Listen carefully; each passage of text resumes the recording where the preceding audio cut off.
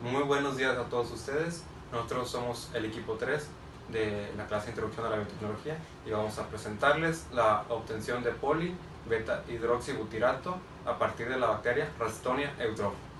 Muy bien, como introducción a este tema tenemos que la sociedad actual vive en un gran problema en contaminación ambiental debido a que los plásticos han contaminado mucho en el ambiente. Los plásticos, debido a su estructura, no pueden ser degradados ni por el ambiente ni por microorganismos, lo que ocasiona que estos permanezcan mucho tiempo en el ambiente. Además, la obtención de estos plásticos mediante recursos no renovables se ha ido agotando estos mismos recursos, lo que ha entorpecido la producción de estos. Como solución ante esta problemática, se propone la obtención de bioplásticos y de plásticos biodegradables. Un ejemplo de este tipo de bioplásticos es el polihidroxialcanoato, el cual también es obtenido mediante síntesis microbiana y este también cuenta con biocompatibilidad y biodegradación.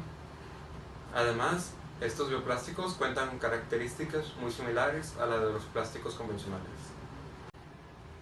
Los PHA pertenecen al grupo de poliésteres de origen natural que se obtienen a partir de bacterias. Estos son biopolímeros que se sintetizan dentro de determinadas bacterias en forma de gránulos intracelulares que funcionan como una fuente de almacenamiento de energía y de carbono. Este almacenamiento ocurre cuando el medio de cultivo presenta propiedades desfavorables para el crecimiento bacteriano. Algunos ejemplos de estos parámetros desfavorables son la limitación de azufre, nitrógeno, oxígeno, magnesio y fósforo, además de un pH no óptimo o un exceso de fuente de carbono. La cepa bacteriana utilizada, las condiciones establecidas durante el crecimiento y la fuente de carbono empleada hacen que varíe el peso molecular de cada poliéster, factor que determinará su comportamiento mecánico.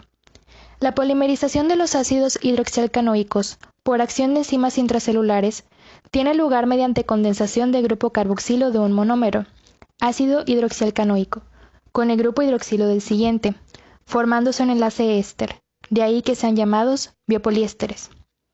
Los monómeros que conforman a los polihidroxialcanoatos presentan estructuras muy variadas, y por esta razón existen distintas variedades de PHA. Se han encontrado alrededor de 300 especies de bacterias que acumulan polihidroxialcanoatos. Sin embargo, solo algunas de ellas muestran un porcentaje de acumulación apto para la industrialización del proceso. Una de las bacterias que se ha estudiado más a fondo es la Ralstonia eutropha, la cual muestra la capacidad de acumular grandes cantidades de polihidroxialcanoatos del tipo polibeta hidroxibutirato, PHB. La bacteria acumula el PHB hasta en casi un 80% de su peso seco. En estas investigaciones suelen utilizarse cepas mutantes de Ralstonia eutropha, que son capaces de crecer sobre glucosa bajo ciertos parámetros establecidos. Para la obtención del polímero generado por la bacteria Ralstonia eutropha, se utilizó el cultivo por lote alimentado para la fermentación, que consiste en el crecimiento celular sin limitar ningún tipo de nutriente hasta una concentración específica. Posteriormente, se limita un nutriente esencial para que se sintetice el polihidroxialcanoato. El microorganismo utilizado en la investigación que se describe fue la cepa silvestre Ralstonia eutropha, la cual se almacenó a 4 grados centígrados liofilizada. Posteriormente se reactivó el liofilizado con un caldo nutritivo en un agitador orbital. Después se colocó en el medio TFY que contenía triptona, extracto de levadura, fructosa y fosfato ácido de potasio, con un pH de 7. Y se dejó el cultivo por unas 24 horas en el agitador orbital. Después de las 24 horas se centrifugó por 15 minutos el cultivo para la recuperación de la biomasa.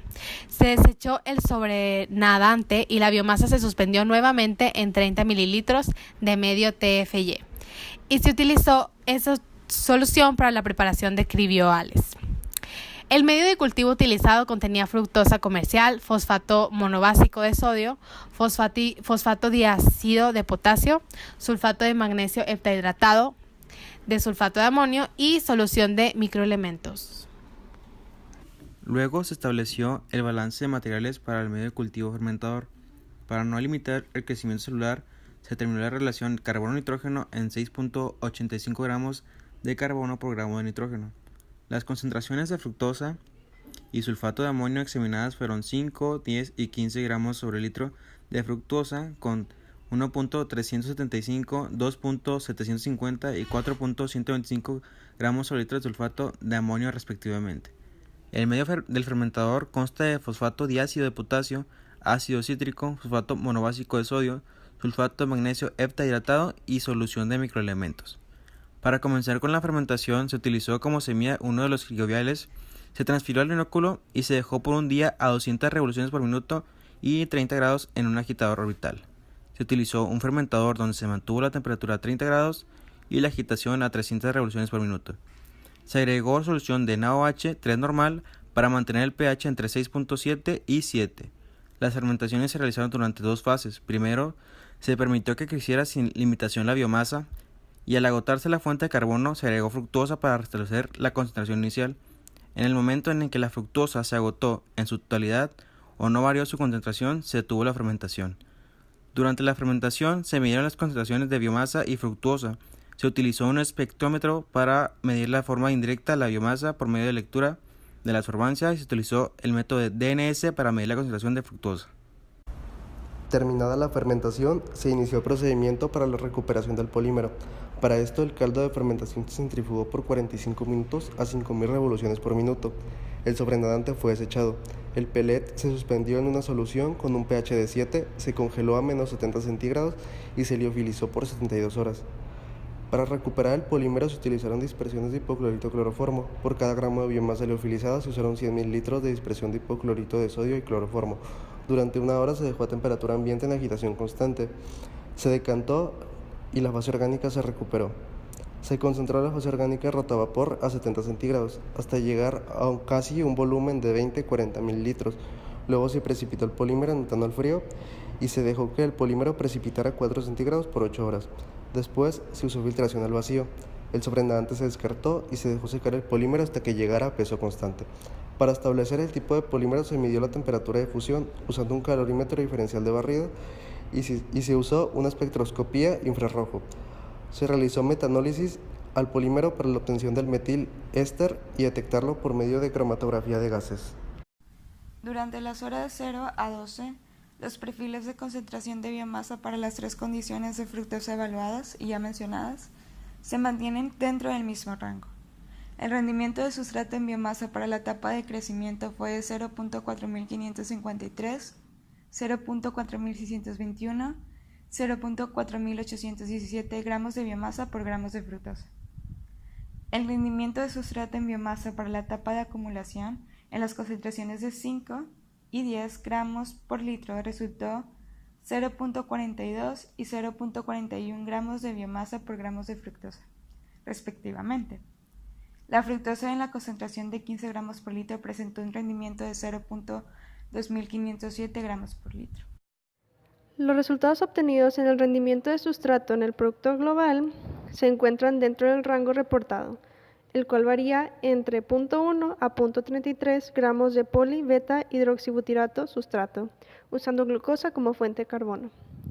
Para la concentración de fructosa de 5 gramos por litro se obtiene el mayor rendimiento, que es 0.2839 gramos de PHB por gramos de fructosa. El rendimiento de PHB es superior para las fermentaciones de 5 y 15 gramos por litro e inferior para la fermentación de 10 gramos por litro.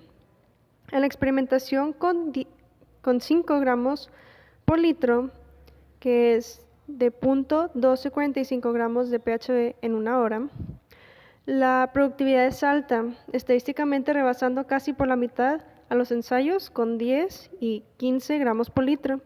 Se sabe que los perfiles de concentración de biomasa para las tres condiciones de fructosa evaluadas se mantienen dentro del mismo rango entre las horas 0 y 12, realizando un análisis de la velocidad de crecimiento específica inicial, ya que ésta se mantiene constante para dichas condiciones y no hay evidencia de que haya fase de latencia.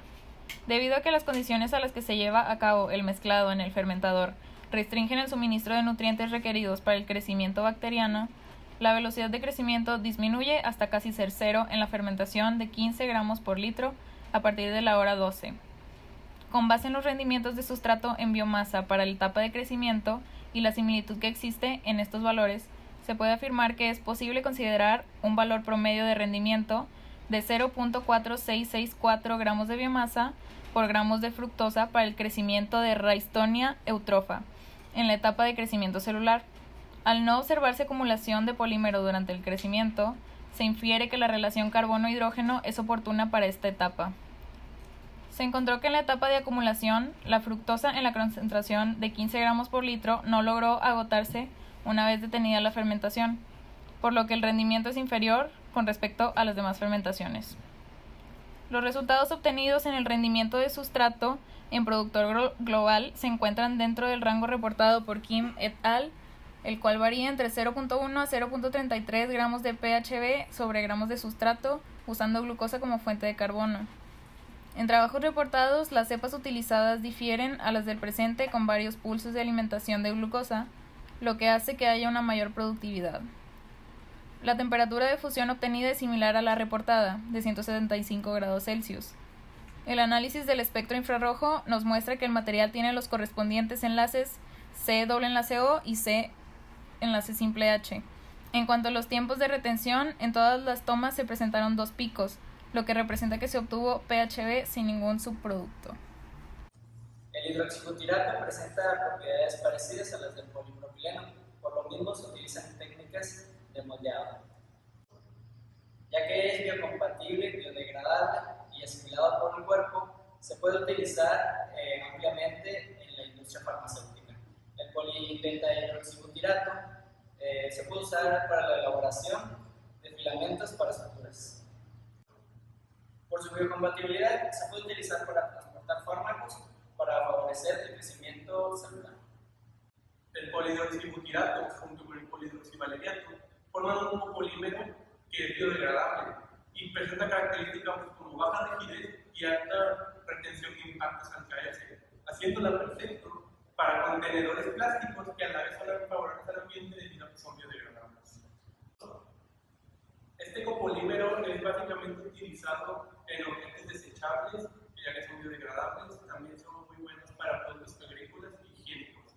Algunos ejemplos de desechables que pueden ser hechos con este copolímero pues son cubiertos, cucharas, tenedores, vasos, botellas de champú, etc. Al igual también tienen aplicaciones en el área médica, ya con clavos quirúrgicos, con parches y suturas. Para concluir, se considera que el polihidroxibutirato puede sustituir fácilmente el polipropileno, debidamente a que tienen características muy similares, como por ejemplo su dureza y su punto de fusión. Las ventajas que presenta el polihidroxibutirato es que con esas propiedades que tiene el propileno, el polihidroxibutirato es biodegradable, por lo cual podemos solucionar el problema actual de la acumulación de plástico.